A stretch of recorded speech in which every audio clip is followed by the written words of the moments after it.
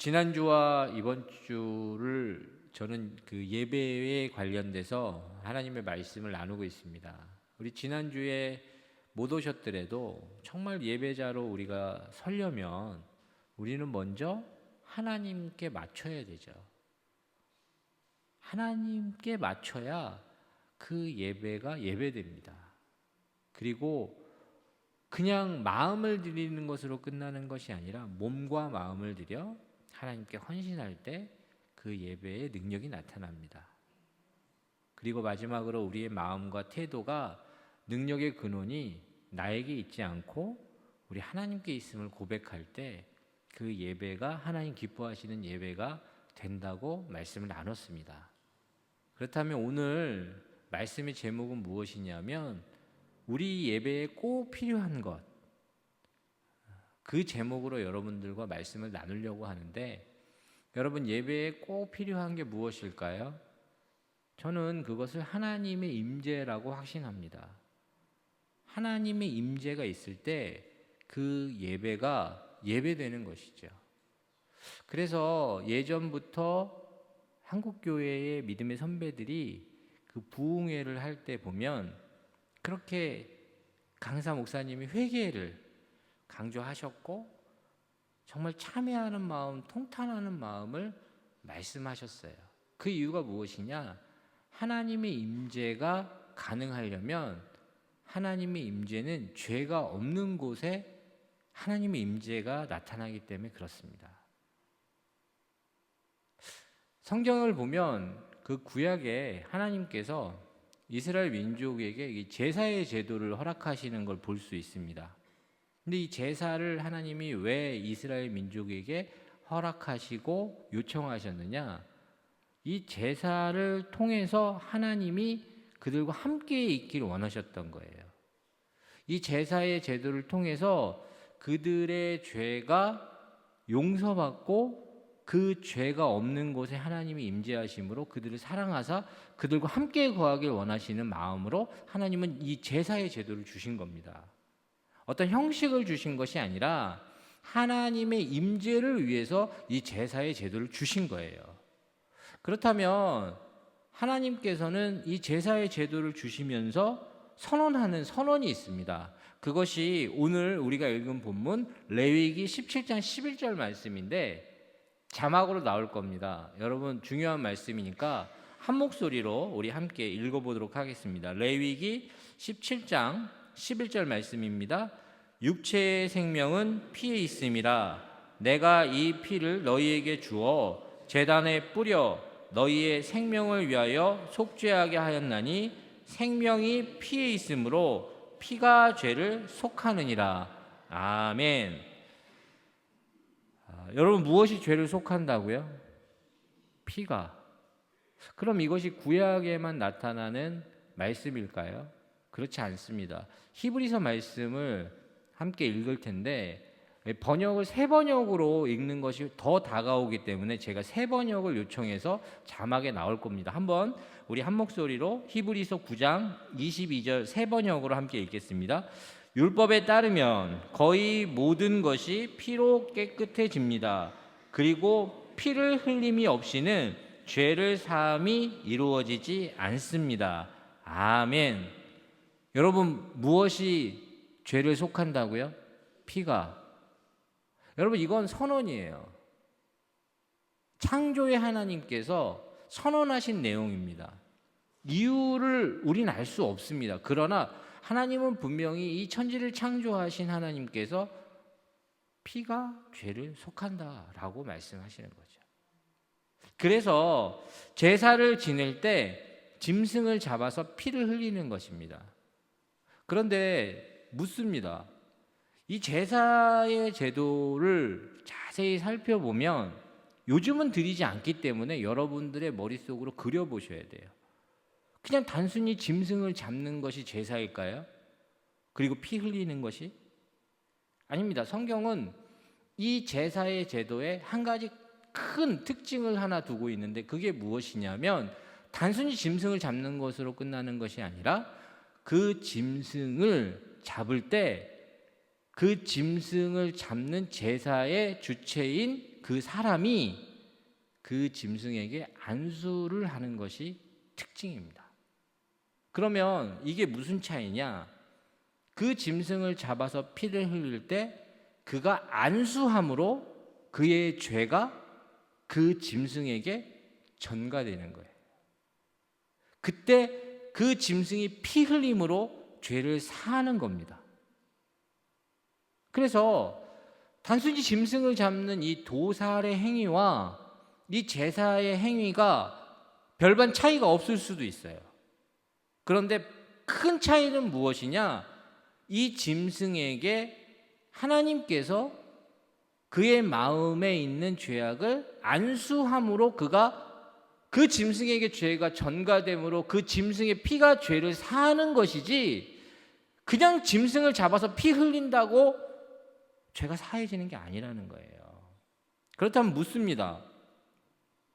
여러분의 죄는 사해지셨습니까? 아멘입니다. 근데 또 묻습니다. 2000년 전에 십자가를 지신 그 예수 그리스도의 피가 여러분의 죄를 어떻게 사하십니까? 여러분, 이거 구체화돼야 돼요. 막연하면 안 됩니다. 왜냐? 여러분, 예수 그리스도가 십자가를 지심으로 여러분의 죄가 사해지려면 이 구약에 나오는 이 제사의 제도에서 안수하듯이 여러분이 믿음으로 예수 그리스도께 여러분의 죄를 전가하기 위하여 소원하고 애를 쓰고 노력해야 가능한 거예요.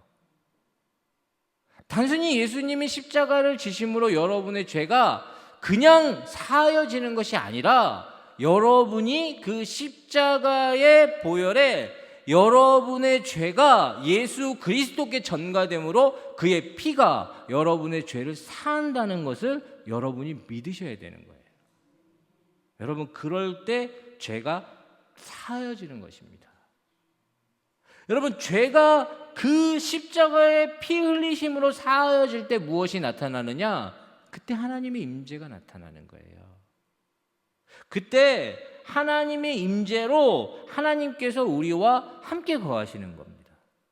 우리는 이 예배에 나오셨다면 이 하나님의 임재를 경험해보고 싶지 않으십니까? 경험하길 원하죠. 간절히 원합니다. 그런데 그렇기 때문에 지금 우리 예배 가운데 이루어지는 그 방식이 무엇이냐면 바로 참회의 기도예요. 여러분, 이 참회의 기도를 드릴 때 그냥 멍하니 있으시면 안 돼요. 이 참회의 기도를 드릴 때 여러분의 죄가 예수 그리스도께 전가되기를 여러분들이 믿음으로 소원할 때 여러분의 그 죄가 예수 그리스도의 그 피 흘리심으로 사하여지는 것이고, 사죄의 선언과 함께 하나님의 임재가 이곳에 나타나는 겁니다. 여러분, 그래서 저희가 참회의 기도와 사죄의 선언을 통해서 그 예배를 시작하는 거죠. 그런데 오늘날 이 참회의 기도와 사죄의 선언을 그냥 단순히 내가 잘못한 것을 나열하고 일주일 동안 내가 잘못된 부분들을 이야기하는 것으로만 국한시켜 버린다면 여러분, 이것은 진정한 참회의 기도가 아닙니다. 그리고 여러분이 예수 그리스도의 그 보혈이 과연 어떤 의미가 있는지를 모르는 거죠. 여러분, 이 십자가에서 예수님이 주시는 메시지는 분명합니다. 무엇이냐? 너의 죄를 나에게 돌리라는 거예요. 그리고 그 죄가 예수 그리스도께 전가됨으로 그가 십자가를 지시는 게 의미가 있는 것이고, 그 십자가가 여러분의 죄를 사하는 겁니다. 그렇기 때문에 참회의 기도를 드릴 때 단순히 그냥 그것을 듣고 말아서 끝나는 게 아니라 단순히 사죄의 기도 시간에 내 마음의 죄를 고백하는 것으로 끝나는 것이 아니라 순간순간 우리는 예배 가운데 나의 이 죄악이 예수 그리스도께 전가되기를 소원하고 믿음으로 바라는 거예요. 그럴 때 그 보혈의 능력이 나타나는 것이고, 그럴 때 사죄의 선언과 함께 하나님의 영광의 임재가 우리 가운데 임하는 겁니다.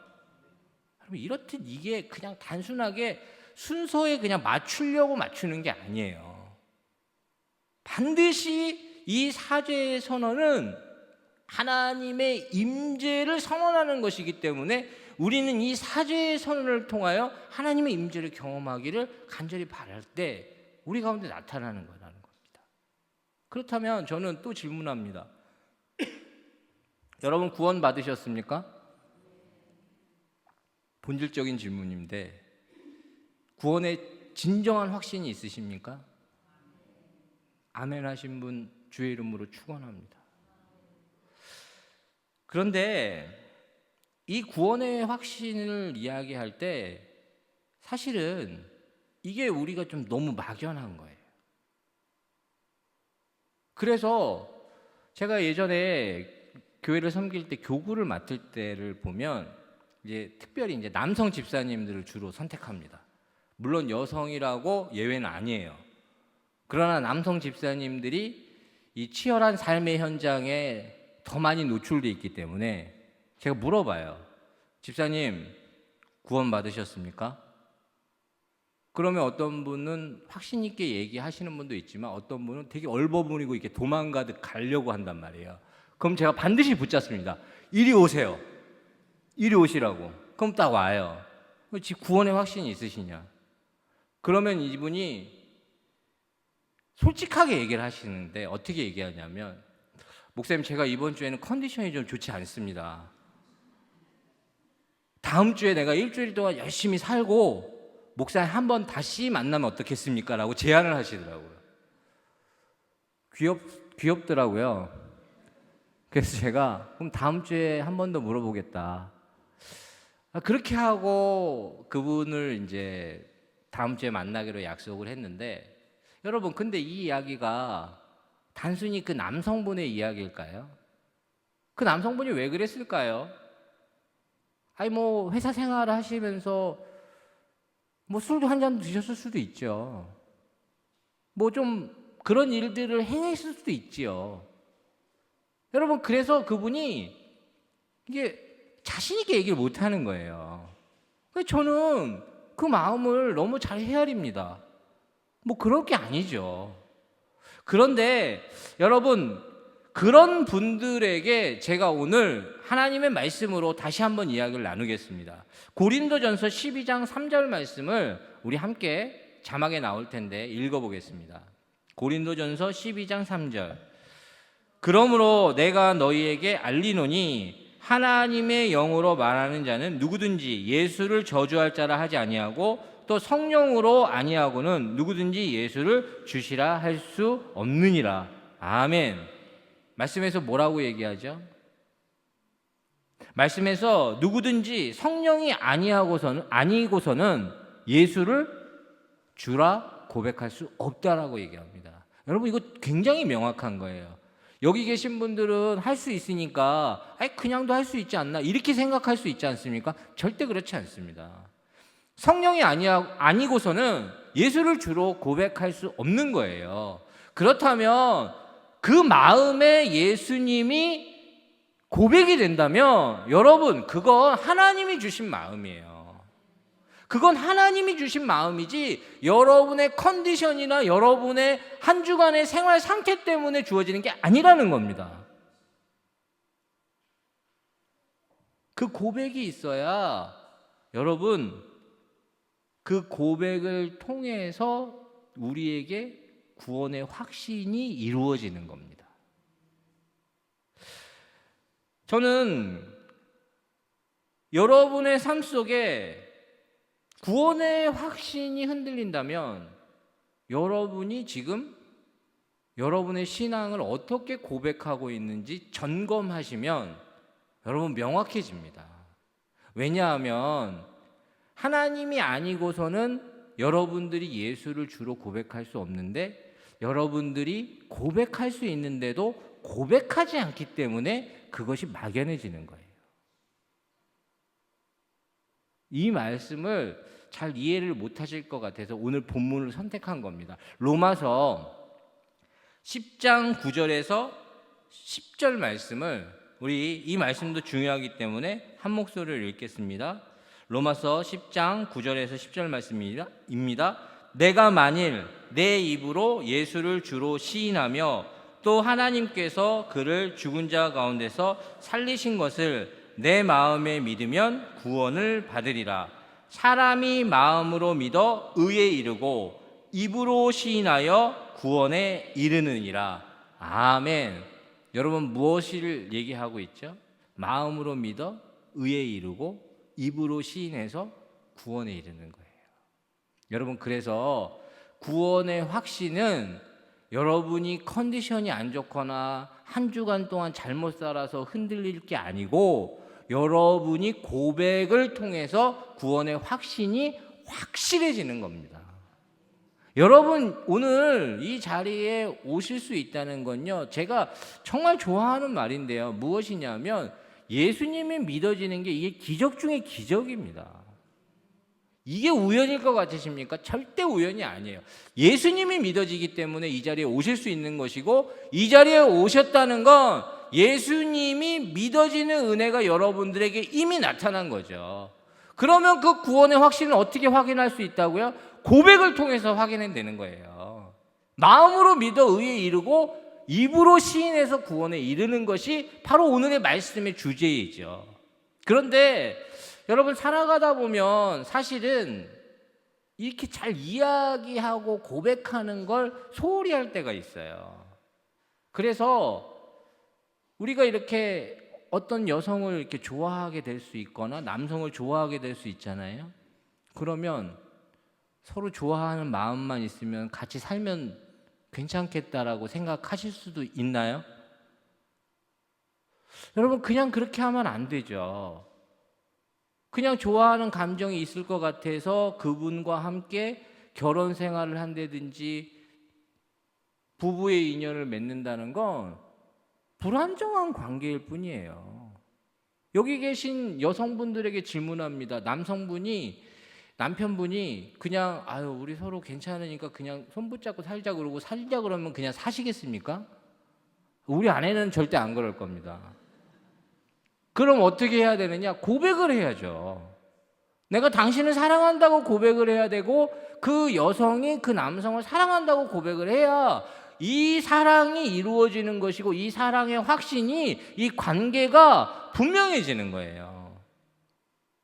그런데 정작 우리가 예배 중에 드리는 그 신앙 고백과 그 사도신경이라는 그 고백이 여러분, 너무나도 이게 주문같이 우리에게 그냥 이야기가 된단 말이에요.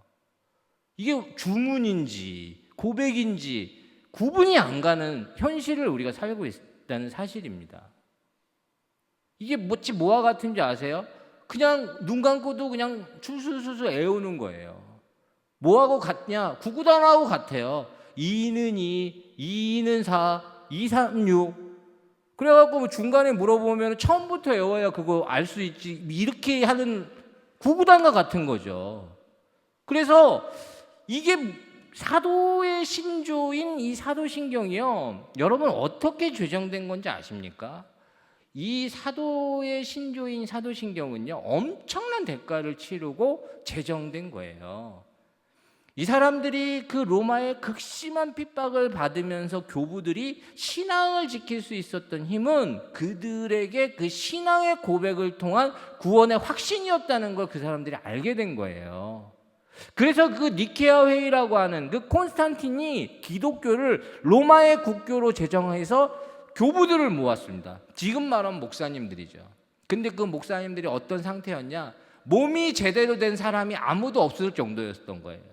눈이 한쪽이 없대던가 손이 하나 없대든가 발이 하나 없대든지 극심한 핍박을 겪었지만 그들에게 있어서 신앙 고백은 생명과도 같았기 때문에 그들이 처음으로 제정한 게 바로 이 사도의 신조예요. 그래서 아무리 지금 교파가 나눠져 있었어도요, 천주교부터 해서 개신교까지 이 사도 신조는 다 고백을 합니다. 그만큼 중요한 거죠. 그런데 오늘날 우리가 이 신앙 고백을 어떻게 하고 있냐는 거예요. 어떤 분은 눈을 감고 있고, 어떤 분은 눈을 뜨고 있고, 어떤 분은 정말 이것이 우리 믿음의, 우리의 예배의 현실이라는 사실입니다. 그래서 저는 이 사도신경인 이 신앙 고백이 무엇을 이야기하냐면 성부와 성자와 성령 하나님을 믿는다는 고백이에요. 그래서 저희는 앞으로 예배 가운데 이 고백을 3단계로 나눠서 고백을 할 겁니다. 그러니까 여러분 자막을 한번 보십시오. 이 사도신경, 이 사도신조, 이 신앙 고백을 할 때 제일 먼저 고백하는 게 무엇이냐면, 제가 묻고 여러분들이 고백할 건데 제가 먼저 묻겠습니다. 자, 당신은 성부 하나님을 믿습니까? 나는 전능하신 아버지 하나님, 천지의 창조주를 믿습니다. 이렇게 고백하는 거예요. 다시 한번 하겠습니다. 다시 한번 우리는 다음 주부터 신앙 고백을 이렇게 할 건데 여러분 잘 보십시오. 당신은 성부 하나님을 믿으십니까? 나는 전능하신 아버지 하나님, 천지의 창조주를 믿습니다. 2번째입니다. 당신은 성자 예수님을 믿으십니까? 나는 그의 유일하신 아들 우리 주 예수 그리스도를 믿습니다. 그는 성령으로 잉태되어 동정녀 마리아에게서 나시고 본디오 빌라도에게 고난을 받아 십자가에 못 박혀 죽으시고 장사된 지 사흘 만에 죽은 자 가운데서 다시 살아나셨으며 하늘에 오르시어 전능하신 하나님 우편에 앉아 계시다가 거기로부터 살아있는 자와 죽은 자를 심판하러 오십니다. 여러분 이것이 성자 예수님에 대한 고백이에요. 자, 마지막으로 성령님에 대한 고백이 있는 겁니다. 그리고 이 성령님에 대한 고백은 단순히 성령 하나님의 고백으로 끝나는 것이 아니라 부활 신앙을 고백하는 거예요. 자, 제가 묻습니다. 당신은 성령 하나님과 부활 신앙을 믿으십니까? 나는 성령을 믿으며 거룩한 공교회와 성도의 교제와 죄를 용서받는 것과 몸의 부활과 영생을 믿습니다. 아멘. 여러분 이게 우리가 고백해야 되는 신앙 고백이라는 겁니다. 그런데 우리가 이 고백을 소홀히 하면 어떻게 되느냐? 우리의 구원이 막연해지는 겁니다. 제가 가끔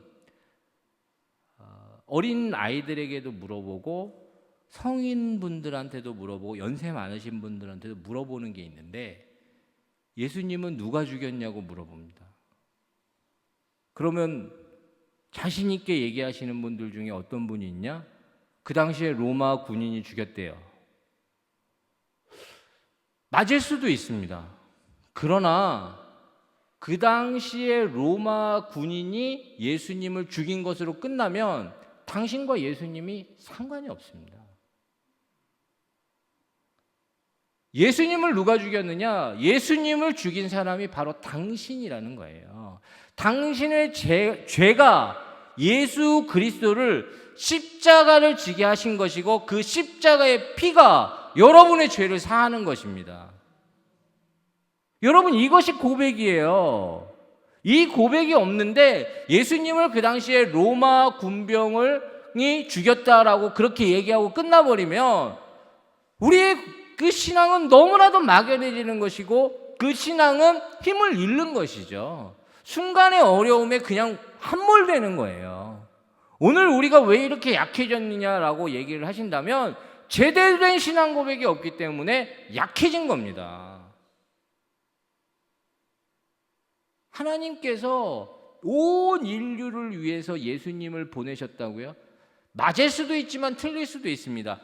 당신이 이 자리에서 하나님의 은혜가 필요하기 때문에 당신으로 인해서 예수 그리스도가 이 땅에 오신 거예요. 그리고 당신이 예수 그리스도께서 십자가를 지시고자 하시는 그 이유가 당신의 죄로 인하여 그가 죽임당하시는 것이고 피 흘리신 것이고 그가 부활하신 것이다라고 고백하는 것이 우리의 신앙의 고백이라는 거죠. 여러분 그렇기 때문에 우리의 예배 가운데 참회의 기도와 사죄의 선언, 신앙 고백이 있는 거예요. 근데 이게 앞쪽에 주로 포진되어 있기 때문에 늦게 오면 못하는 겁니다.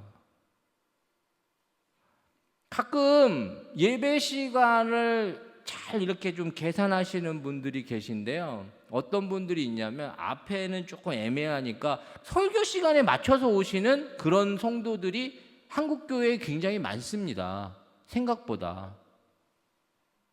근데 왜 그렇게 하시느냐? 그것이 이 예배의 메인이라고 생각을 하기 때문에 그런 거겠죠. 그런데 진정으로 메인은 무엇이냐면 이 참회의 기도와 사죄의 선언을 통하여 예수 그리스도께 우리의 죄가 전가되고 그 예수 그리스도의 피 흘리심이 우리의 죄를 사함으로 그 사죄의 선언을 통하여 하나님의 임재를 경험하는 거예요. 그리고 나서 우리가 그 사죄의 선언과 이 하나님의 임재를 통하여 신앙을 고백하는 거죠. 그 신앙을 고백함으로 인하여 우리에게 하나님께서 그 믿음의 역사로 교회가 세워지는 겁니다. 그래야 말씀이 들려져요. 말씀이 안 들려지는 이유가 무엇일까요?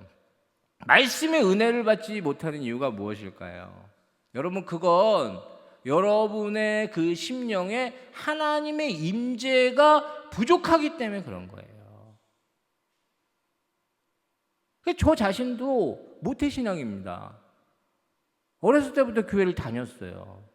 그런데 제가 어떤 특징을 경험했었냐면 그 전날 말짱했거든요. 괜찮았어요. 근데 예배에 딱 들어가서 설교만 시작하면 너무 졸린 거예요. 그래서 잡니다.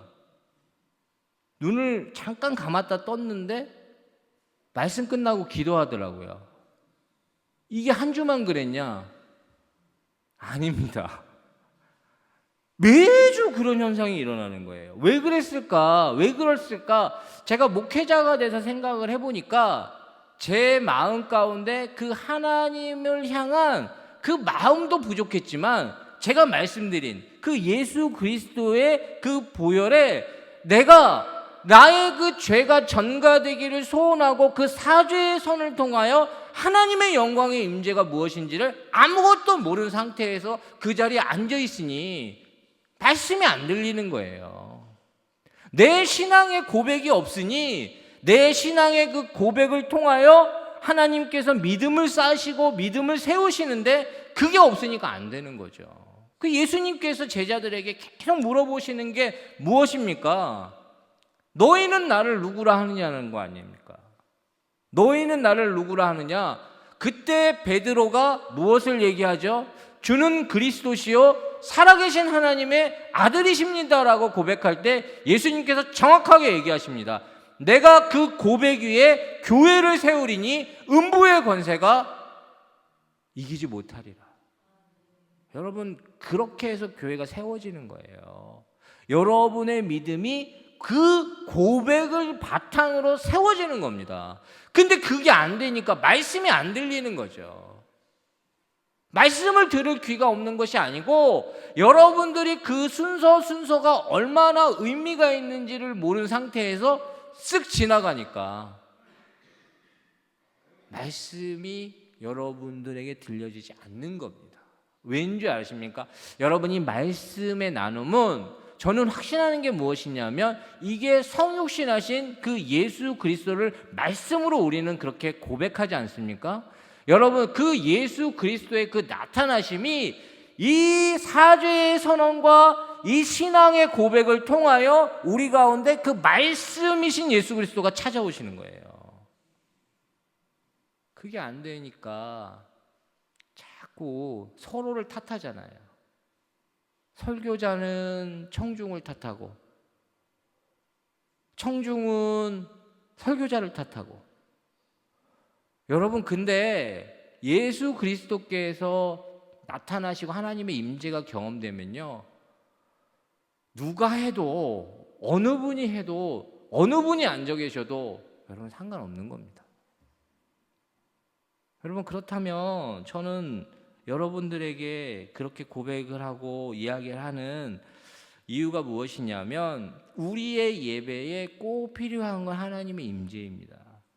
그러나 하나님의 임재가 우리 가운데 찾아오려면 여러분, 이 참회의 기도와 이 사죄의 선언을 통하여 우리가 예수 그리스도의 보혈을 의지함으로 그 보혈의 능력이 우리 가운데 나타날 때 그 사죄의 선언을 통하여 영광의 임재가 우리 가운데 찾아오시는 거예요. 그리고 우리의 그 고백을 통하여 우리의 그 믿음의 확신과 구원의 확신이 새로워지는 거예요. 그때 하나님의 말씀이 여러분들에게 임함으로 여러분들이 그 말씀의 능력으로 깨어나는 겁니다.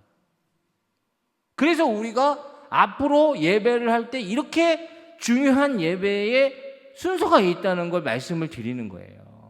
그래서 여러분, 참회의 기도를 드릴 때 그냥 눈 감고 계시면 안 됩니다. 간절하게 소원하셔야 돼요. 하나님, 오늘도 내 마음에 이 죄악된 이 마음이 예수 그리스도께 안수하듯이 전가되길 소원합니다. 그의 피 흘리심이 헛되지 않도록 나의 이 연약함이 그에게 전가되길 소원하고 넘어가길 소원합니다. 그때 예수 그리스도의 보혈이 여러분들의 죄를 사할 것이고 그 사죄의 선을 통하여 하나님의 영광의 임재가 여러분의 심령에 이미 나타나는 거예요. 그러면 여러분들이 그 임재를 통하여 고백할 때 여러분들의 그 구원이 확신으로 다가오는 것이고 그 하나님의 그 관계의 풍성함으로 여러분들의 마음에 이미 말씀의 능력이 나타날 수 있게 다 준비가 된 거죠. 여러분, 그렇듯이 우리에게 지금 행해지는 이 참회의 기도와 사죄의 선언, 이 신앙 고백이 이렇게 중요한 겁니다. 그것을 통과할 때 우리에게 구원의 능력이 나타나는 것이고 우리에게 성령의 능력이 나타나는 거예요. 여러분, 그것을 꼭 기억하시고 예배 가운데 그 시간이 찾아올 때 당황하지 마시고 정말로 그 일을 정성스럽게 여러분들의 마음을 드릴 수 있는 시간이 되길 축원합니다. 여러분, 제가 이 말씀을 준비하면서 생각났던 게 있어요. 제 마음에 말씀을 이렇게 준비하는데 제가 말씀드렸잖아요. 저는 모태신앙이에요. 근데 모태신앙인데 어떤 신앙이냐? 썬데이 크리스찬이었습니다. 교회 문화에 익숙했고요. 어렸을 때부터 교회를 다녔어요. 그런데 믿음이 없었던 사람이에요. 그럴 수 있습니다. 근데 하나님께서 제게 찾아오시는 거예요. 제게 찾아오셔서 말씀의 은혜를 주시기 시작하고 하나님께 내 마음을 드리기 시작했을 때 제가 깨달은 게 하나 있었어요. 뭐였냐면 제가 한 번도 그렇게 오랫동안 교회를 다녔는데 하나님한테 사랑한다는 고백을 한 적이 없더라고요. 그렇게 얘기해 본 적도 없고 그렇게 말한 적도 없더라고요. 그래서 제가 그때 청년이었는데 아르바이트를 하는 장소였거든요. 사람들도 있었고 많이 있었어요. 근데 제가 아주 정성스럽게 고백한 것도 아닙니다. 그냥 툭 던지듯이 하나님, 네, 사랑합니다. 제가 그렇게 한번 고백을 했더니 그때 저는 성령의 임재가 무엇인지를 그때 경험해 본 것 같아요. 그때 하나님이 제 마음에 울림을 주시더라고요. 정말로 강력하게 제 마음에 무슨 마음을 주셨냐면 내가 그 얘기 듣고 싶어서 20몇 년 기다렸다는 거죠. 근데 제가 그때 제 마음에 왜 울림이 생겼냐면 아니 제가 뭔데? 제가 도대체 무슨 존재길래 그 말을 듣고 싶어서 20몇 년을 기다리시냐는 거예요. 근데 여러분, 우리 이 자리에 계신 분들은 어떠실까요? 제가 이 말씀을 준비하면서 그런 생각이 들더라고요. 말하지 못하고 표현 잘 못하셨을 수도 있어요. 그런데 오늘 이 예배 가운데 정말로 하나님께 사랑합니다라고 한번 고백해 보시는 게 어떨까요? 정성스럽게 막 그렇게 폼 잡고 안 하셔도 됩니다. 그냥 얘기하시면 돼요. 그러면 하나님께서 저에게 찾아오셨던 것처럼 여러분들에게 찾아가셔서 그 얘기를 듣고 싶어서 내가 오늘 기다렸다라고 얘기해 주실 거라고 저는 확신합니다. 여러분, 오늘 우리가 그냥 온 것 같지만 아니에요. 하나님이 여러분을 부르셔서 온 거예요. 여러분, 그냥 온 것 같지만 매주 우리 그냥 나온 것 같지만 어쩌면 하나님은 저에게처럼 그 이야기를 듣고 싶어서, 그 고백을 듣고 싶어서 여러분을 이곳에 계속 부르신 걸 수도 있어요. 그냥 말하지 못하고 표현 잘 못하지만 하나님께 사랑합니다라고 고백해 보십시오. 그러면 여러분, 제가 경험했던 그 마음의 울림을 여러분들이 같이 경험할 거라고 믿습니다. 우리 이 시간 말씀 붙잡고 좀 기도할 텐데요. 말씀 붙잡고 기도할 때 정말로 하나님께 오늘 제가 고백했던 것처럼 하나님 사랑합니다. 말하지 못하고 표현 잘 못했지만 하나님 사랑합니다. 이렇게 한번 고백해 보십시오. 큰 소리 안 내셔도 되고 거창하게 안 하셔도 됩니다. 기도하시며 이 고백을 드릴 때 오늘 우리에게 임재하실 하나님을 기대합니다. 우리 함께 통성으로 기도하겠습니다.